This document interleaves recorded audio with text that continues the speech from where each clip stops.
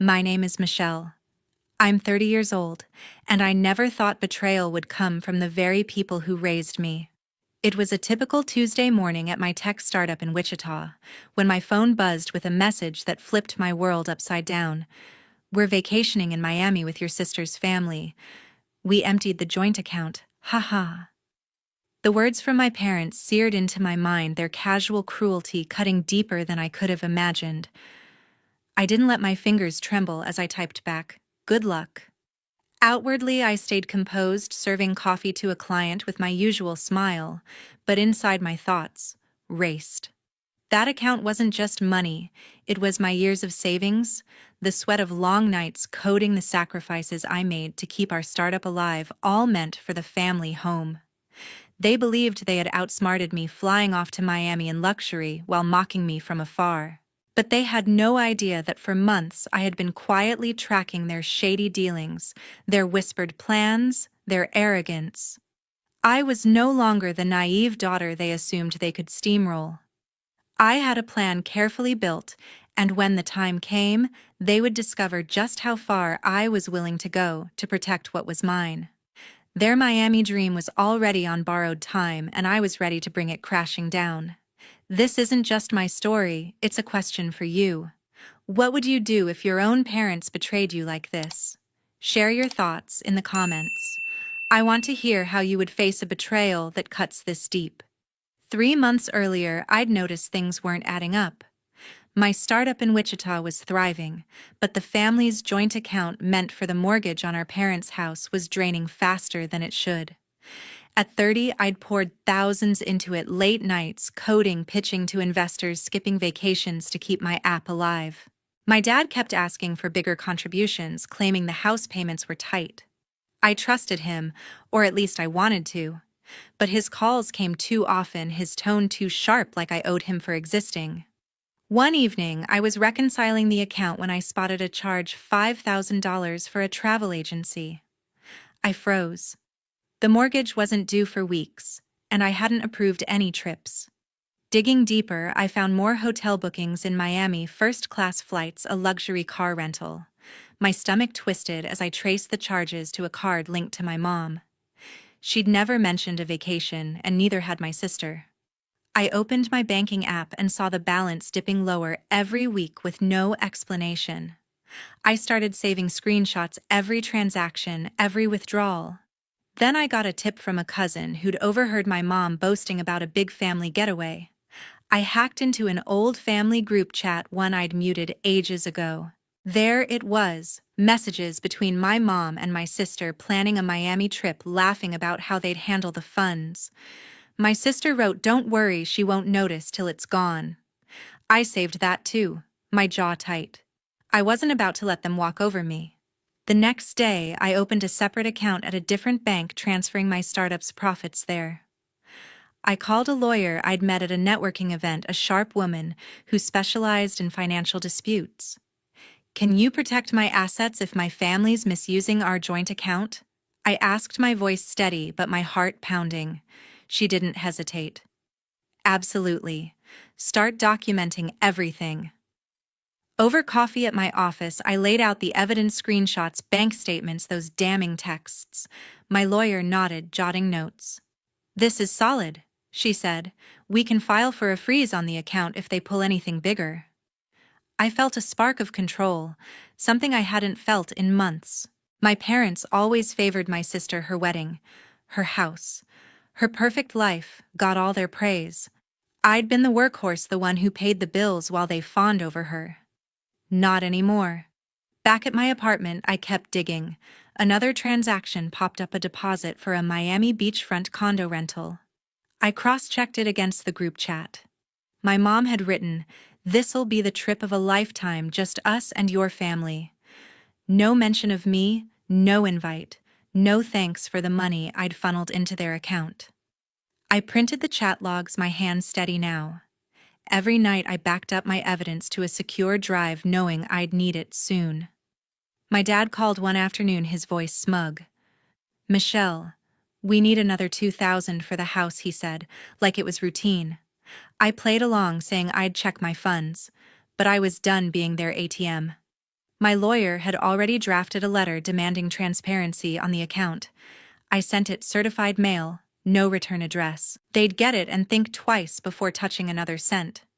As I sat in my office staring at the growing pile of evidence, I realized this wasn't just about money. It was about respect, or their lack of it. My parents thought they could use me, discard me, and laugh while doing it. My sister was complicit, basking in their favoritism. I wasn't angry anymore. I was focused. They'd underestimated me, but I was ready. The account was still active, but not for long. I'd make sure of that. The next morning, my phone lit up with messages from my mom, Ruth. "Michelle, you're too busy with your little app to understand real finances," she typed, her words dripping with condescension. "Leave the account to us." I stared at the screen, my coffee going cold on my desk. Her smugness wasn't new, but it hit differently now, like a challenge I was ready to meet. I didn't reply.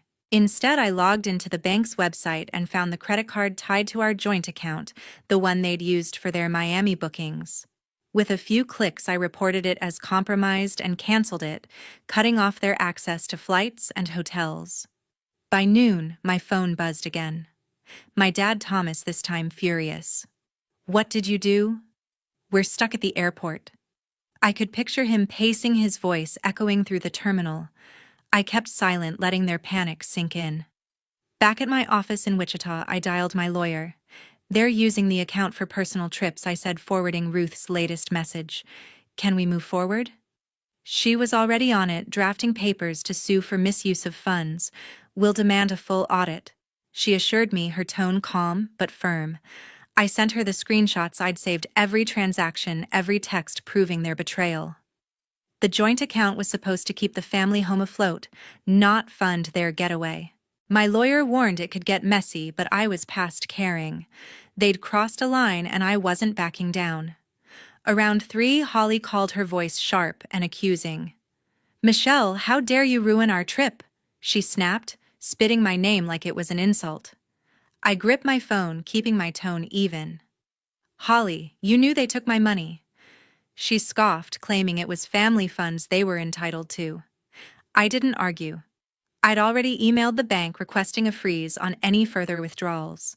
The manager, Mrs. Davis, confirmed it would take effect by evening, leaving Thomas and Ruth stranded with no way to book new flights.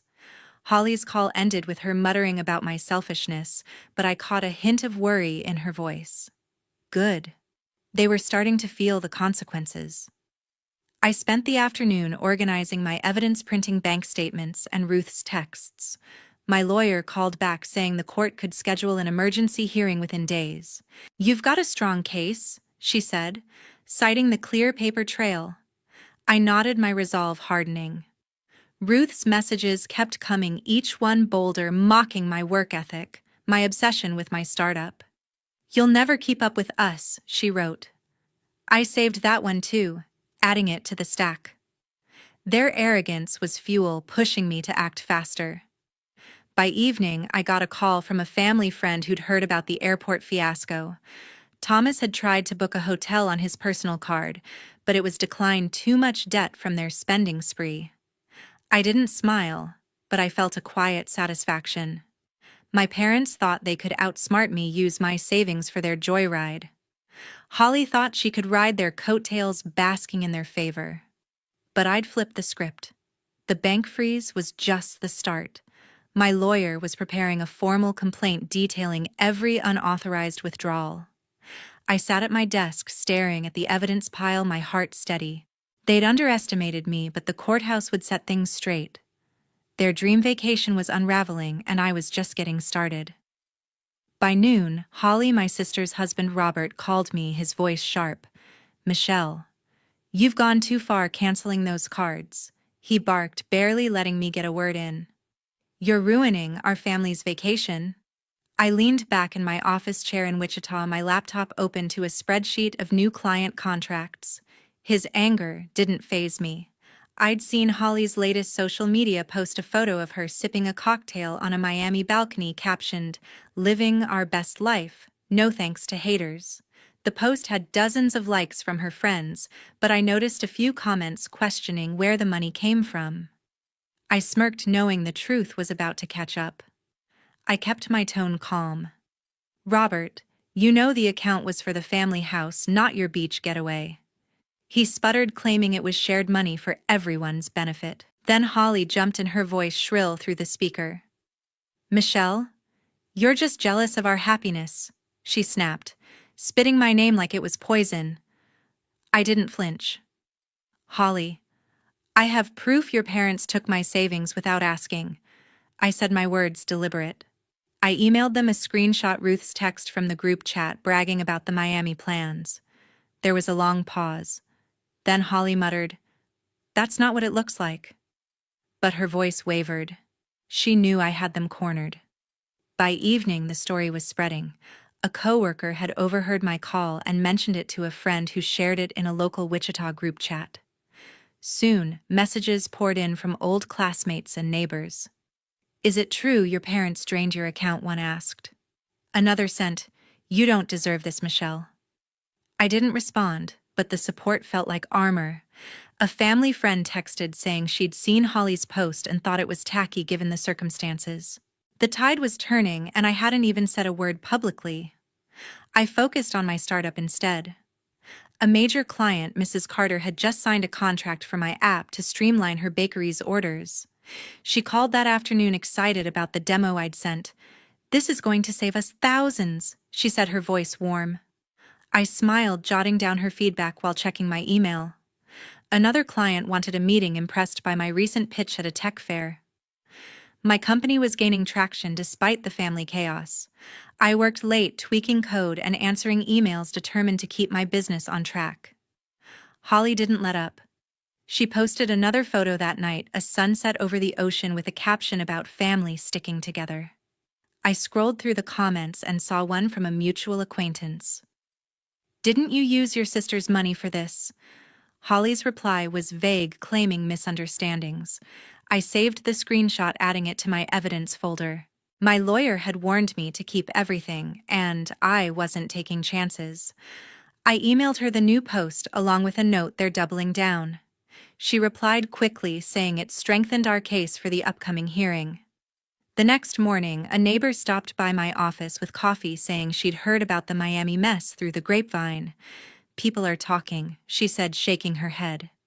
"Your parents always bragged about Holly's perfect life, but this is low." I nodded, keeping my thoughts private. The community's whispers were growing louder, and I knew Thomas and Ruth were feeling the heat. A cousin texted asking if I was okay, saying Holly had called her, trying to spin the story. I didn't reply, but I felt the momentum shifting. My parents and Holly thought they could paint me as the villain, but the truth was slipping out. I kept working, signing another client by noon, a local gym wanting my app for membership tracking. My team was buzzing, unaware of the family drama but energized by our growth. I sat at my desk staring at Holly's latest post, her smug smile fueling my focus. They thought they could shame me into silence, but I was building something bigger than their lies. The community's support was a bonus, but my real strength came from knowing I'd outsmarted them. The hearing was days away, and I was ready to lay it all bare. That evening, I met my best friend Wendy at a diner to clear my head. The neon lights buzzed softly as we slid into a booth, and I spilled everything: Holly's accusations, Robert's angry call, the community whispers. Wendy leaned forward, her eyes fierce. "Michelle, you're stronger than they think," she said, squeezing my hand. "Don't let them drag you down." Her words hit like a lifeline. I'd been carrying the weight of my family's betrayal alone, but Wendy's fire reminded me I wasn't. She pushed a plate of fries my way, insisting I eat something. "You're going to win this," she added, her voice steady. I nodded, feeling a spark of resolve reignite. Later that night, my phone rang. It was my Aunt Patricia, Ruth's younger sister. "Michelle, what's this about you causing trouble for Ruth?" she asked, her tone sharp but cautious. I took a breath and forwarded her the group chat screenshot: Ruth planning the Miami trip with Holly, laughing about using my money. There was a long silence. I didn't know, Patricia said finally, her voice softer. Ruth said it was all agreed upon. I could hear the doubt creeping in. Pat. They took thousands from the house fund, I said, keeping my tone even. She promised to talk to Ruth, but I sensed she was starting to see the cracks in my mom's story. The next day, my startup was buzzing. Mrs. Carter, the bakery owner, emailed to say her customers loved the app's new features. "You're a gem, Michelle," she wrote, attaching a contract for 2 more locations. Word of my family drama had spread through Wichita, and somehow it was boosting my business. A local news blog picked up the story, framing me as the underdog entrepreneur fighting family greed. New clients called citing the article, and my revenue spiked 10% overnight. I spent the morning training my team, thrilled but focused, determined to keep the momentum going. After work, I scrolled through Holly's social media. She'd posted a video from Miami, a beach montage with her and her kids, captioned, "Family first, always." The comments were mixed. Some praised her, but others, including a former neighbor, wrote, "Hope you didn't fund this with your sister's money." I saved the video and comments, emailing them to my lawyer. Every post was another piece of evidence showing Holly's arrogance, while my savings paid for her tan. I found an older post too, a photo of her and Ruth shopping for beachwear dated weeks before the trip. I archived it, my jaw tight, knowing it tied them to the unauthorized withdrawals. Wendy texted me later, checking in. "You good?" she wrote. I sent back a thumbs up, grateful for her support. She'd been the only one to see through my family's facade from the start, always calling out their favoritism toward Holly. I worked late organizing my evidence folder, screenshots, bank statements, now Holly's posts. My lawyer emailed saying the new social media evidence strengthened our case. "They're digging their own grave," she wrote. I felt a quiet confidence. The hearing was close, and I was ready to face them in court. The next morning, a barista at my usual coffee shop slipped me a free latte. "Heard what you're going through," she whispered. "You've got this." I smiled, surprised by the kindness. The community's support was growing. Texts from old friends, emails from local business owners, even a note from my high school coach. They saw me as more than the family scapegoat. Meanwhile, Patricia called again, her voice heavy. "I talked to Ruth," she said. She wouldn't explain the account. I didn't push, but her hesitation told me she was leaning my way. My parents and Holly thought they could spin the narrative, but the truth was breaking through, one ally at a time. Monday morning, I walked into the Wichita courthouse with my lawyer. The air felt heavy as we stepped into the small wood-paneled courtroom, my folder of evidence tucked under my arm. My lawyer, sharp in her navy suit, gave me a nod. Across the room, Thomas and Ruth sat stiffly, avoiding my gaze. Holly was there too, her arms crossed, glaring at me from the bench. I took a deep breath and sat down, ready to lay out the truth. My lawyer stood first, her voice clear. "Your Honor, my client Michelle Keller has evidence that Thomas and Ruth Keller misused funds from a joint account intended for family property maintenance." She handed the judge a stack of documents, bank statements showing thousands withdrawn, screenshots of Ruth's texts planning the Miami trip, and Holly's social media posts flaunting the vacation. I watched the judge's face, calm but focused, as he flipped through the pages. My lawyer pointed to a specific text from Ruth. "We'll use the house fund. Michelle won't notice." The room felt smaller, the words echoing in my ears. Thomas stood to speak, his voice gruff. "This was a family account," he insisted. "We had every right to use it for a family trip." Ruth nodded, adding Michelle agreed to contribute. "She's just overreacting." Their lawyer fumbled through papers, claiming the withdrawals were misunderstood. I clenched my fists under the table. My lawyer countered, presenting a signed agreement that the account was for the family home, not personal expenses. The judge raised an eyebrow, clearly unimpressed by their defense. Holly couldn't stay quiet. She stood, her voice sharp. "Michelle's just trying to tear us apart," she snapped, pointing at me. "She's always been jealous of our family." The judge banged his gavel, warning her to sit. I met her glare, my heart steady. "Holly, you knew they took my savings." I said, my voice calm but firm. The courtroom hushed. My lawyer slid another document to the judge. Holly's beach video captioned with boasts about their family first vacation. The judge's expression hardened as he read the comments, questioning the money's source. The hearing stretched on with my lawyer dismantling their excuses. She showed a timeline of withdrawals, each matching dates of their Miami bookings. Thomas tried to interrupt, claiming it was for the family's benefit, but the judge cut him off. Mr. Keller, the evidence suggests, otherwise, he said, his tone final. Ruth's face paled and Holly shifted uncomfortably. I felt a quiet thrill, not joy, but certainty. The truth was undeniable, and they were running out of lies. After a brief recess, the judge returned with his ruling. The evidence clearly shows misuse of funds from the joint account, he declared. All assets linked to this account are frozen effective immediately pending a full financial audit. He turned to Thomas and Ruth. You are ordered to repay the withdrawn funds, $7,000, to Michelle Keller within 24 hours, or face further penalties. The courtroom buzzed. Holly gasped, whispering to Ruth, but I kept my eyes on the judge. His gavel fell, sealing the decision. As we left the courtroom, Thomas muttered something under his breath, but I didn't catch it. Ruth grabbed Holly's arm, pulling her toward their lawyer, who looked defeated.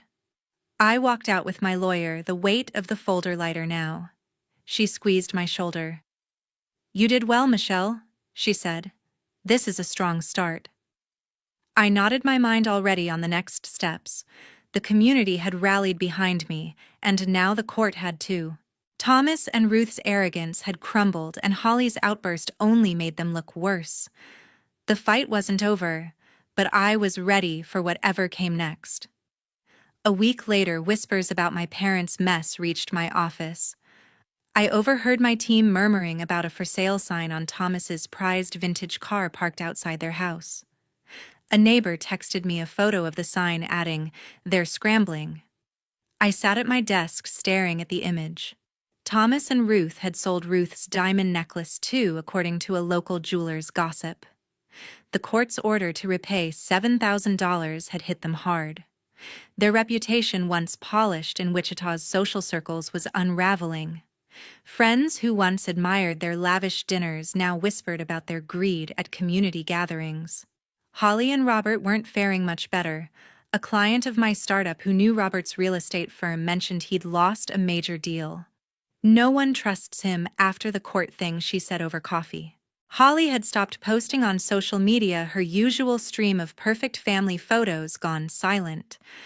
I heard from a cousin that their mortgage payments were late, their lifestyle crumbling under the weight of their own choices. Holly's attempt to paint me as the villain had backfired, and Robert's business was paying the price. I didn't gloat, but I felt a steady calm knowing their actions had consequences. That afternoon, Patricia called. Michelle, I was wrong about Ruth. She said, her voice heavy with regret. I shouldn't have taken her side without knowing the truth. She'd posted a public apology on her social media, a short note admitting she'd misjudged the situation. I read it on my phone, surprised but relieved. Pat. I appreciate that, I replied, keeping my tone neutral. Her words didn't erase the hurt, but they were a step toward justice. The community took notice. Comments under her post praised my strength, calling me an inspiration for standing up. My startup, meanwhile, was soaring. A local newspaper ran a feature on my app headlined, "Wichita Entrepreneur Fights, Family Betrayal Builds Tech Success." The reporter had reached out after the court hearing, intrigued by the buzz around town. I gave a brief interview focusing on my company's growth, not the drama. The article brought a flood of new clients, restaurants, retail shops, even a car dealership wanting my software. My revenue jumped another 15%, and my team worked overtime to handle the demand. I spent evenings training new hires, my office alive with energy, a stark contrast to my family's downfall. I walked past Thomas and Ruth's house one evening, noticing the faded lawn where their car once gleamed. A neighbor waved, saying, "They don't come to book club anymore." I nodded, keeping my thoughts private. The community's shift was clear. People who once fawned over my parents now sided with me. A local business owner emailed offering a partnership after reading the article. "Your grit is impressive," he wrote. I saved the message a reminder that my work was bigger than their betrayal. Holly texted me once a curt message, "You've ruined us." I didn't respond. Her words were hollow, a last attempt to shift blame. I forwarded the text to my lawyer, who was preparing for the final audit of the joint account. She'd warned me Thomas and Ruth might try to dodge the repayment, but their sold assets suggested they were complying. I kept my focus on my company, signing a contract with a new client, a fitness chain expanding across Kansas. My team celebrated with pizza in the break room, unaware of the family storm, but proud of our growth. Patricia visited my office the next day, bringing homemade cookies. "I talked to Ruth," she said, setting the tin on my desk. "She's embarrassed, but won't admit it." I thanked her, keeping the conversation short. Her apology had shifted the narrative, and I didn't need more. The community's support, the newspaper feature, and my company's success were enough. Thomas, Ruth, and Holly thought they could outmaneuver me, but their world was shrinking while mine expanded. I was ready for the final reckoning, whatever it brought. 2 years later, I stood at the launch of my company's new app. The Wichita Convention Center buzzed with investors, clients, and local reporters, all there to see my startup's latest milestone. My team had worked tirelessly, and now our software powered businesses across Kansas. I hadn't spoken to Thomas, Ruth, or Holly since the court ruling. I'd blocked their numbers, deleted their emails, and built a life free of their betrayal. The choice wasn't easy, but it was necessary. My peace was worth more than their excuses. Wichita had crowned my company a success story. Articles called me a local hero, highlighting how I'd turned family drama into fuel for growth. My revenue had tripled, and we'd opened a second office downtown. I walked the stage, thanking my team, my voice steady under the bright lights. The crowd's applause drowned out the past, a reminder that I'd built something bigger than their lies. Thomas and Ruth were shadows now. A cousin told me they'd moved to a smaller apartment, their social circle gone. Family gatherings skipped them, their names barely mentioned. They'd sold more assets to settle debts, their pride eroded. Holly reached out once, sending a letter begging for forgiveness. "Michelle, I didn't mean to hurt you," she wrote. I read it then, tossed it in the shredder. Her words were too late, too hollow. I'd given her chances, and she'd chosen to side with greed. Wendy joined me at the launch, her excitement contagious. "We're pitching a new AI feature next month," she said, grinning over a glass of wine. She'd become my business partner, her tech skills sharpening our edge. We brainstormed late into the night, sketching ideas for our next project. Her presence grounded me, a reminder of loyalty that didn't waver. We didn't dwell on the past. Our focus was the future. Looking back, I learned to protect what's mine: my money, my trust, my energy. My gut had warned me about my family's intentions, and I wished I'd listened sooner. Their betrayal taught me to stand alone, to build my own path without relying on those who'd let me down. I'd turn their chaos into my strength, and that was my victory. Thank you for staying with my story. Share your thoughts. What would you do?